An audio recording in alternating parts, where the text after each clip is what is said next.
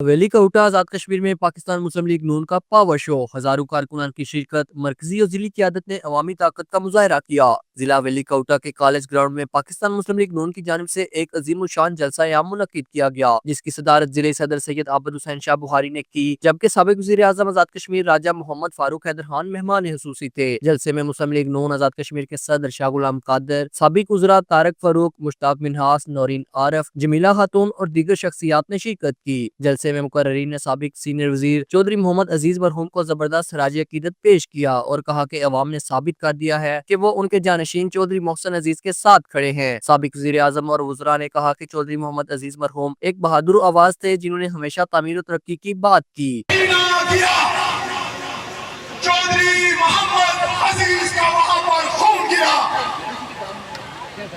وہ آپ سے محبت کرتا تھا، آپ کے حقوق کے لیے لڑا، ڈٹا، لیکن جھکا نہیں۔ میں سوچتا تھا کہ کیا ملے گا اس کا بدلہ، کہ اپنی جان ہتھیلی پہ رکھ کر حویلی کے مظلوم کے لیے یہ شخص لڑ رہا ہے، بدلہ کیا ملے گا؟ اللہ نے دکھایا،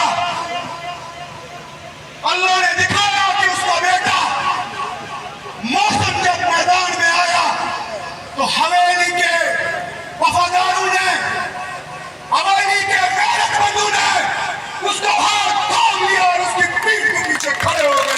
چودھری محسن عزیز نے شرکا کا شکریہ ادا کرتے ہوئے کہا کہ وہ حویلی کو ماڈل ضلع بنائیں گے اور قائد کے خوابوں کو حقیقت میں بدلیں گے۔ ان کا کہنا تھا کہ مسلم لیگ نون کا دور واپس آ رہا ہے اور وہ عوام کو کبھی مایوس نہیں کریں گے۔ حالت ڈار، JK نیوز، حویلی کوٹا، آزاد کشمیر۔